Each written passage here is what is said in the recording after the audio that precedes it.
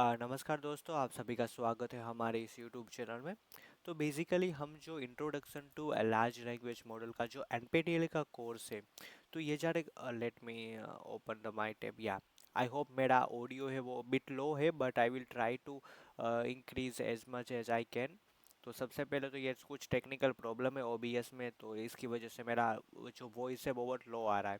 But next lecture से मैं try करूँगा कि मेरा ऑडियो है वो एम्पलीफाई हो जाए, या फिर कुछ मैं एडिटिंग सॉफ्टवेयर यूज़ कर लूँगा। सबसे पहले तो यहाँ पे जो भी ये पूरी सीरीज़ होने वाली है, तो यहाँ पे इंट्रोडक्शन टू एलएलएम एनपीटीईएल का कोर्स है, उसका हम रिवीजन करेंगे इन डेप्थ। जो भी हमने टॉपिक पढ़े हैं वीक 1 वीक 2, और जो भी असाइनमेंट के क्वेश्चन है, तो उसका हम रिवी ये सारे सेशन हो गए वो रिवीजन सेशन हो गए। और यहाँ पे आप देख पा रहे हैं कि जो भी हम्म, अगर आप इस सेशन को इन डिटेल नोट्स में चाहिए, तो ये रिपो में जाके यहाँ पे आप कंट्रीब्यूट भी कर सकते हैं, तो इन डिटेल ये हम यहाँ पे दिखेंगे। और जो भी लेक्चर्स है उसको मैं ऐसा रिवीजन टाइप, अगर आप लेक्चर अच्छे से पढ़े हैं और अगर आप एग्ज़ाम दे रहे हैं एनपीटीईएल का, तो उसके पॉइंट ऑफ व्यू से कौन से क्वेश्चन इंपॉर्टेंट है। अगर मैं बात करूँ तो वीक 1 और वीक 2 में बेसिकली बात हुई है एलएलएम के बारे में और एनएलपी के बारे में। तो ये दो के बारे में जनरली मेन बात हुई है। तो हम वो इन डिटेल डिस्कस करेंगे कि क्या क्या डिस्कस हुआ है और कौन से क्वेश्चन पूछे जा सकते हैं, और आप सेल्फ स्टडी करना चाहे तो भी वो कैसे कर सकते हैं। आई होप यहाँ तक क्लियर है। अगर आपका कोई डाउट है तो आप यूट्यूब ये वीडियो के नीचे कमेंट बॉक्स में पूछ पूछ सकते हैं। हम नेक्स्ट लेक्चर में ट्राई करेंगे कि हम उसका आंसर दे सकें। I hope it's bits clear. तो ये रिवीजन, ये लेक्चर का उपयोग ऐसे करें कि आप रिवीजन कर रहे हैं। That's it. सबसे पहले तो पहला लेक्चर में बात करूँ तो लार्ज लैंग्वेज मॉडल के बारे में इन डिटेल हिस्ट्री बताइए, और वहाँ तक कैसे पहुँचे, कौन कौन से मॉडल, कौन कौन सी कंपनियाँ मॉडल बताए, तो उसका हम पूरा इन डिटेल बताया है। एग्ज़ाम पर्सपेक्टिव हम बात करें तो इतना ज़्यादा इम्पोर्टेंट नहीं है, बट अब लेक्चर स्टार्ट ही कर रहे हैं तो थोड़े कोर्स के डिटेल्स ले लेते हैं कि यहाँ पे हम दो प्रोफेसर के आईआईटी दिल्ली और आईआईटी बॉम्बे प्रोफेसर है ये दो। तो ये तन्मय चक्रवर्ती और दूसरे प्रोफेसर है, और दो टीचिंग असिस्टेंट है। तो यहाँ पे उनके आपको लेक्चर आपको एनपीटीईएल में मिल जाएंगे। तो यहाँ पे हम बात करें तो एनएलपी के बारे में, डीप लर्निंग के बारे में, ये सारी चीज़ें एलएलएम के बारे में, एडवांस कंसेप्ट में बात करेंगे, ट्रांसफॉर्मर आर्किटेक्चर, इनकोडर, डिकोडर। अभी जो एलएलएम की क्या रिसर्च हो रही है, तो ये सारी चीज़ें हम इस पूरे कोर्स में सीखने वाले हैं। इस कोर्स को सीखने के लिए क्या चाहिए आपको? सबसे पहले कोई भी कोर्स सीख रहे हैं तो फंडामेंटल पे फोकस करें। एलएलएम का आर्किटेक्चर पता है तो आपको बहुत हेल्पफुल रहेंगे। बट या तो मीन्स बात करूँ तो इस कोर्स में एनएलपी मीन्स, अब ये कोर्स में ऐसा है कि एनएलपी एक लेक्चर में कवर किया है। अगर आप इन डेप्थ पढ़ना चाहिए तो एनएलपी का एक 3 to 4 मंथ आप पढ़ सकते हैं। बट या मीन्स जितना हो सके उतना अच्छे से फंडामेंटल स्ट्रॉन्ग करने के लिए। उसके बाद डीप लर्निंग में आप हो सके तो एएनएन, CNN आर, वो सारी ANN CNN को परसेप्शन मॉडल है, वो थोड़ा उन्होंने डीप मीन्स समझाने का ट्राई किया है कि एक लेक्चर में।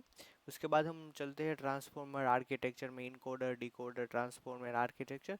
उसके बाद जो भी एलएलएम के कॉन्सेप्ट है, जैसे कि एलएलएम को प्रॉम्प्टिंग कैसे किया जाए, प्रॉम्प्टिंग टेक्निक है, उसको फाइन ट्यून कैसे किया जाए, और करंट ट्रेंड के बारे में इन डिटेल यहाँ पे आपको ये पूरे कोर्स में जानकारी मिलेगी। हाँ, अगर मैं बात करूँ तो ये फिर से वो ये वीक 1 में ये इन्फॉर्मेशन है, वीक 3 में ट्रांसफॉर्मर आर्किटेक्चर, इनकोडर, डिकोडर, उसके बाद फाइन ट्यूनिंग की अप्रोच, इन कॉर्टेक्स लर्निंग क्या है, एडवांस प्रॉम्प्टिंग टेक्निक क्या है। और हाँ, उसके बाद हम नॉलेज ग्राफ, कैसे क्वेश्चन आंसर सिस्टम किए किए जाए हमारे डेटा के ऊपर। उसके बाद नेक्स्ट लेक्चर में हम state of the art model की इथिकल पर्पस क्या है वो।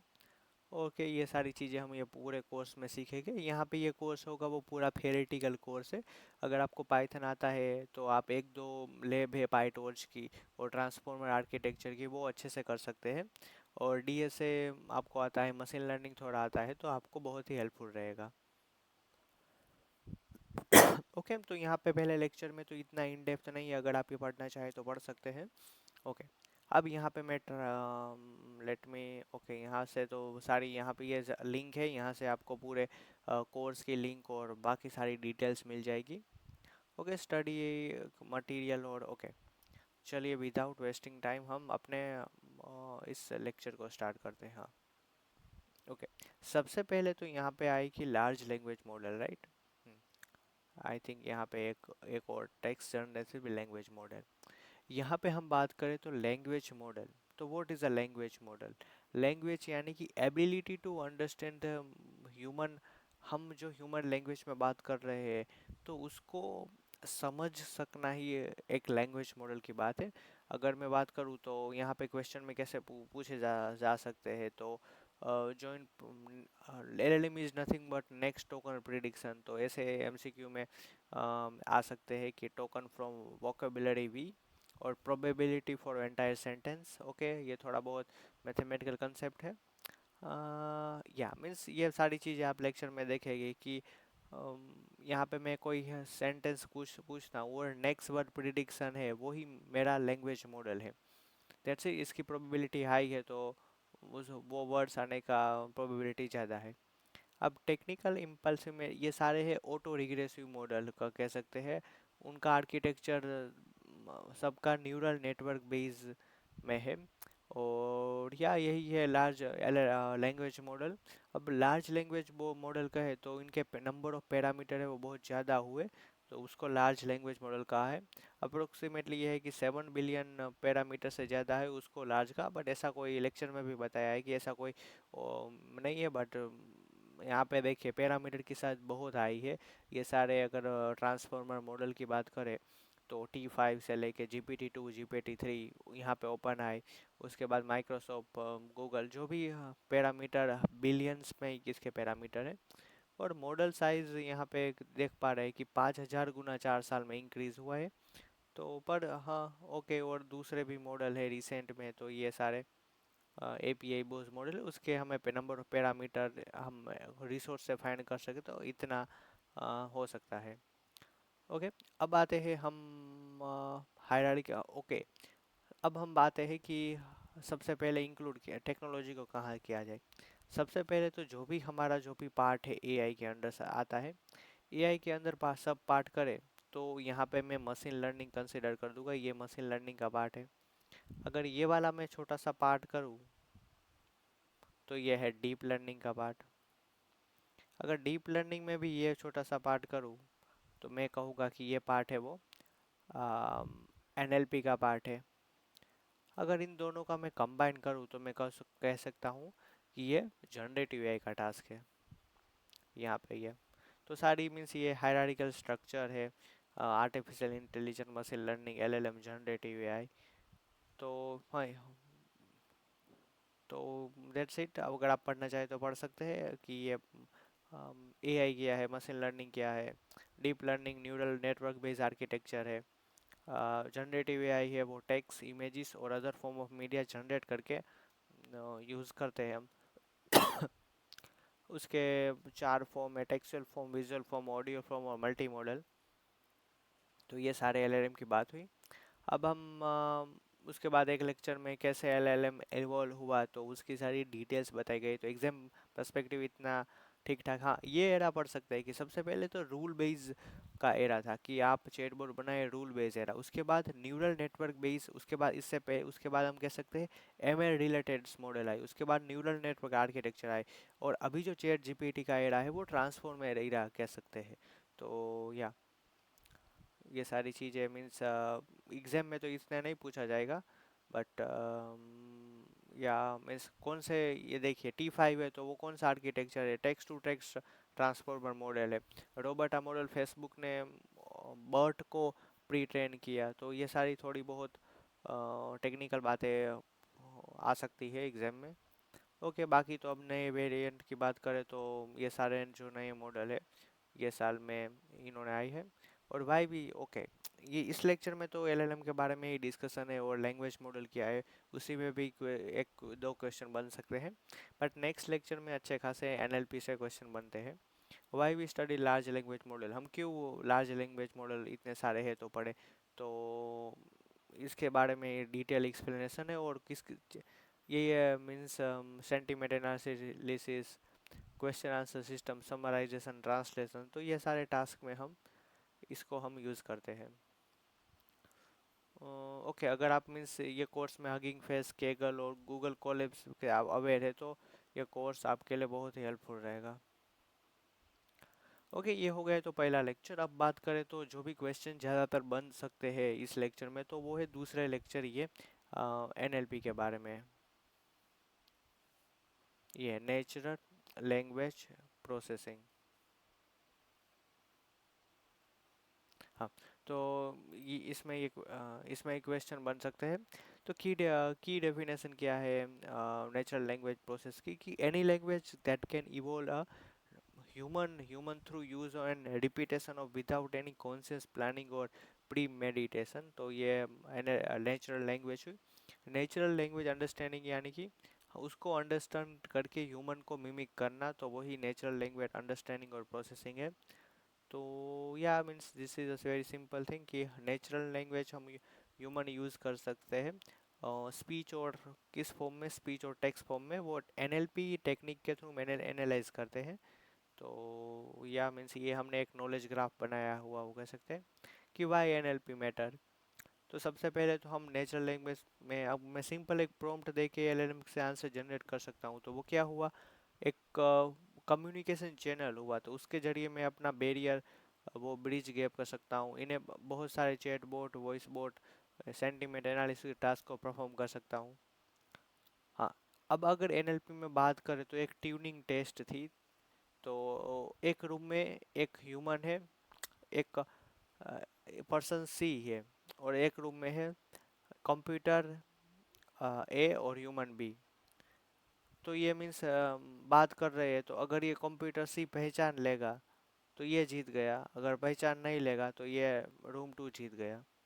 तो ऐसे हम ट्यूनिंग टेस्ट डिज़ाइन किया है।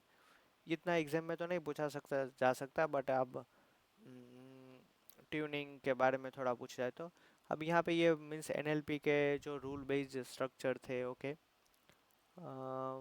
सिग्निफिकेंस ऑफ इम्पोर्टेंस क्या है एनएलपी। एम हाँ, ये क्वेश्चन पूछा जा सकता है, आपको कोई एग्जांपल दे दिया है और आपको कहा है कि इसमें कौन सी एम्बिग्विटी है। तो ये एक ऐसे क्वेश्चन पिछले साल में भी पूछे गए थे। यहाँ पे आप लैंग्विस्टिक एम्बिग्विटी है, यहाँ पे I saw a girl with a telescope. तो यहाँ पे एक लैंग्वेज की एबिलिटी है, वो यहाँ पे कौन देख रहा है, द ऑब्जर्वर देख रहा है या फिर गर्ल देख रही है। तो ये एम्बिग्विटी है हमारे नेचुरल लैंग्वेज में। सरफेस स्ट्रक्चर एम्बिगुअस, तो ये बहुत दूसरे एग्जांपल भी आप देख सकते हैं।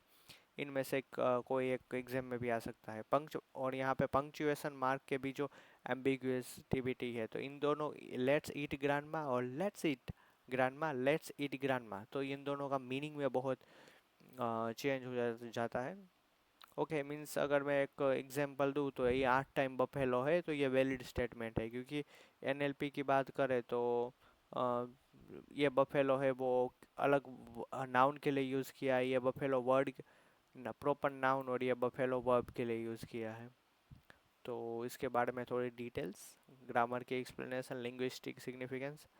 ओके, हम ओके, अब बात करें तो हाँ, मीन्स ईडीएम और फ्रेजेस भी है यहाँ पे इंग्लिश लैंग्वेज में, इसलिए इट विल हमें वो भी चैलेंज आएगा कि हमें कैसे हम कैसे करा जाए। अब ये अनफ्रेंड हुआ, रीट्वीट हुआ, तो ये सारे भी रोमांस हुआ, तो ये सारे वर्ड्स ऐसे हुए कि जो डिक्शनरी में नहीं है। तो इसके मीनिंग भी हम कैसे how to identify this meaning.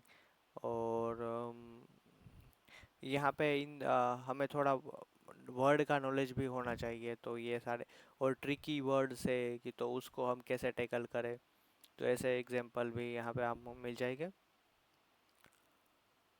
Next, हाँ ओके, अब एनएलपी के दो पार्ट हो गए, नेचुरल लैंग्वेज एंड अंडरस्टैंडिंग और नेचुरल लैंग्वेज जनरेशन। और हाँ, कोर पार्ट में ये, हाँ, ऐसा आपको कि हो सकता है कि सीमेटिक एनालिसिस में ये कौन सा है, डिस्ट्रीब्यूशन है, डिकम्पोजिशन, ऐसे क्वेश्चन यहाँ पे आपको वो डेफिनेशन में पूछ सकता है कि core component of natural languaging understanding में क्या है। Breaking words into meaningful units को मॉर्फोलॉजिकल एनालिसिस कहा सकता है।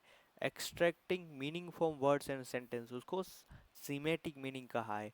Simple parse sentence from structure using grammar laws, उसको सिंथेटिक एनालिसिस।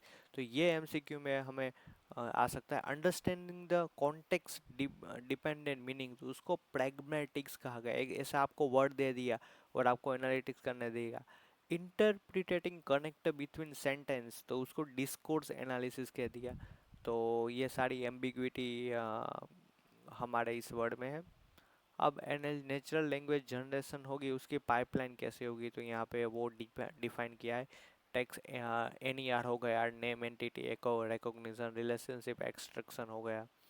और अगर हम बात करें तो एडवांस के टॉपिक में dialogue flow system, QnA system, sentiment analysis, summarization, ये सारी चीज़ें हो गई। ओके, ये पूरी एनएलपी की लाइफ साइकिल। प्रैग्मेटिक्स, हाँ ये सारे क्वेश्चन है वो आ सकते हैं कि इसकी प्रैग्मेटिक्स की कॉम्प्लेक्सिटी हाई है। अंडरस्टैंड द सरकाजम, कैसे अंडरस्टैंड करें, वो प्रैग्मेटिक्स में आ गया। एक एग्जांपल दे दिया और किस लेयर का एग्जांपल, ऐसा क्वेश्चन में आ गया। कि यहाँ पे सिमेटिक क्या है, द बैंक इज क्लोज, तो कौन सी बैंक, फाइनेंशियल और रिवर। तो यहाँ पे मीनिंग मैटर करता है सिमेटिक्स में, वो हमने ऊपर देखा। कि चंकिंग को ग्रुपिंग ऑफ मीनिंगफुल फ्रेजेस है, तो उसको चंकिंग करते हैं हम।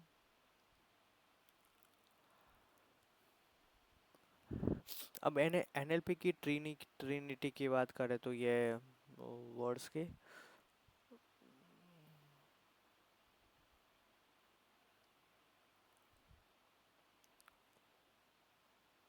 और ये बहुत दूसरे एल्गोरिथम। यहाँ पे आपको एम्बिग्यूटी के क्वेश्चन और ये सारे क्वेश्चन पूछ सकते हैं। व्हाट इज टोकन, और वर्ड्स में क्या डिफरेंस है, तो ये सारे क्वेश्चन थोड़े बहुत आ सकते हैं, वो यहाँ पे देख सकते हैं आप।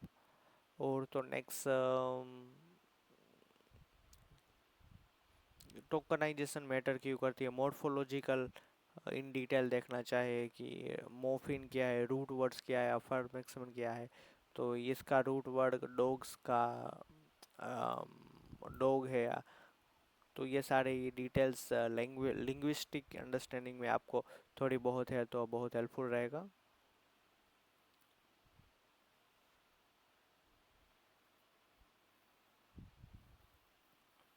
हाँ, यहाँ पे ये मीन्स ऐसा भी एग्जाम्पल दे सकता है कि स्टेमिंग क्या है, लेमिटाइजेशन क्या है। Reducing word to into root word, तो उसको हम स्टेमिंग कहते हैं। स्टेमिंग थोड़ा फास्ट भी होता है। लेमिटाइजेशन यानी कि reducing word to in dictionary form, तो उसको लेमिटाइजेशन कहा। वो थोड़ा कंपेरेटिवली स्टेमिंग से थोड़ा स्लो होगा। तो ये सारी डिटेल्स थोड़े एग्जांपल में पूछ सकते हैं एमसीक्यू में।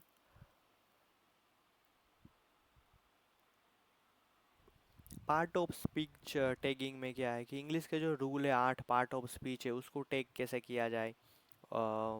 यहाँ पे अगर बात करें तो यहाँ पे इतने अगर एनएलपी की बात करें तो इतने डिस्क्रिप्शन और टैगिंग है। यहाँ पे अगर क्या कि अब कोई एम्बिग्यूटी क्या है कि कोई वर्ड है वो डिफरेंट ग्रामेटिकल रूल फॉलो कर रहा है, तो मीनिंग भी चेंज हो जाएगा, तो उसको अंडरस्टैंड करना थोड़ी एम्बिग्यूटी है।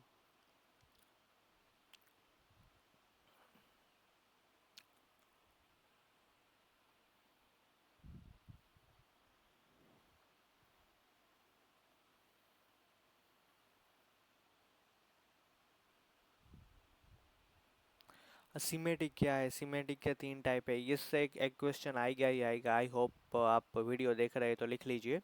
कि सीमेटिक क्या है कि उसके मीनिंग को भी समझना। और उसके 3 टाइप हो गए, डिकम्पोजिशन हो गया, ओंटोलॉजिकल हो गया, और डिस्ट्रीब्यूशन हो गया।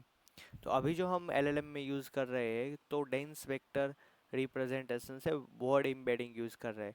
तो ओंटोलॉजी में यूजुअली हम ये पार्ट भी हम आने वाले वीक में देखेंगे, करीबन वीक 9 में। कि ओंटोलॉजिकल जो भी अप्रोच है सीमेटिक मीनिंग फाइंड करने की, तो वो सीमेटिक नेटवर्क और नॉलेज ग्राफ बनाने में यूज़ होती है। और डिकम्पोजिशन है वो फीचर पे, हमारे फीचर पता है हमें, ये feature is more important, then we can use decomposition. अभी जो एलएलएम में यूज़ हो रहा है वो है इंडस्ट्री में word embedding, distribution, we can say semantics. हाँ, अगर डिकम्पोजिशन में बात करें तो हमें थोड़े पता है कि हम ये बॉय है तो उसके हमें फीचर पता है कि ह्यूमन में प्लस आएगा, फीमेल में माइनस और एडल्ट में माइनस। तो ऐसे डिकम्पोज करके हम उसके मीनिंग को आइडेंटिफाई कर सकते हैं। तो ये मेथड से तो क्या हुआ कि हम एक डेफिनेशन दे सकते हैं मीनिंगफुल कंपोनेंट, बट हमें पहले से पता होना चाहिए कि है तो। और कॉन्टेक्स्ट डिपेंड अंडरस्टैंडिंग इसमें नहीं हो सकती। ऑन्टोलॉजिकल एनालिसिस में बात करें तो यही हमने ये क्वेश्चन पूछ सकते हैं। ये क्वेश्चन 2-3 बार आया कि ये अ, किस सबसेट का पार्ट है। तो या वी कैन से। और सीमेटिक नेटवर्क की बात करें, ग्राफ की बात करें तो वर्ड नेट एक लेक्सिकल ऑर्गेनाइज एक डेटा सेट है, और वो ग्राफ रिप्रेजेंटेशन ओंटोलॉजी और टेक्सोनोमी में यूज़ होता है।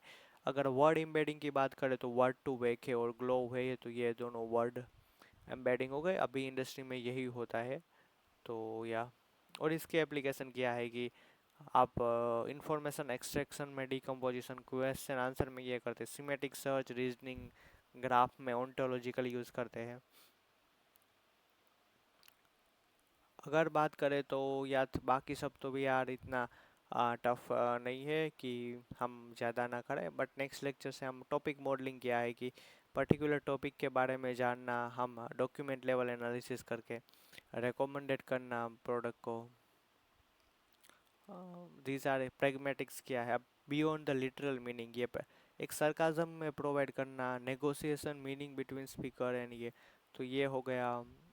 यहाँ पे आप देखिए कोई ऑफिस में लेट आ रहा है, अब उसको पूछ रहे हैं कि टाइम अभी क्या है, तो वो क्या बताएगा इतना, बट वो सच में क्या हुआ है कि वो लेट आया है। तो प्रैग्मेटिक्स मीनिंग हम वैसे समझने की बात हो रही है। इंटेंशन क्या है उस पीछे का हमारा। तो ये सीमेटिक्स और प्रैग्मेटिक्स के बीच का डिफरेंस। अब डिस्कोर्स प्रोसेसिंग है, इस सीक्वेंस ऑफ टोकन को हम प्रोसेस करने को ही डिस्कोर्स कहा है। इससे ज़्यादा इसमें तो कोई इतना डिटेल में नहीं पूछा जाएगा, कुछ एक डेफिनेशन पूछ लिया। तो एसआरएल क्या है, तो सीमेटिक रोल लेबलिंग है, तो ये भी थोड़ा बहुत एक दो क्वेश्चन आ सकता है कि कैसे हो रहा है, तो ये आप देख सकते हैं। या टेक्सुअल इंटेंगलमेंट, तो इसके आप एग्जांपल देखें तो Ram hit Shyam with hockey stick yesterday. तो यहाँ पे क्या है कि श्याम हर्ट हुआ, राइट। अब सेम सेंटेंस में यहाँ पे क्या हुआ, Shyam did not hurt get hurt, तो ये थोड़ा मीनिंग चेंज हो गया, नेगेटिव में हो गया। तो ये है टेक्सुअल एंटेंगलमेंट। अगर बात करें एप्लीकेशन की तो बहुत सारी है कि कोहेरेंट रिजोल्यूशन इन एनएलपी में क्या है। हम एप्लीकेशन क्या है, सेंटीमेंट एनालिसिस, समराइजेशन, तो यहाँ पे हम इसको यूज़ करते हैं। तो नेम, पर्सन, ऑर्गेनाइजेशन, ये सारे को निकालना को N E R, name entity recognition का है।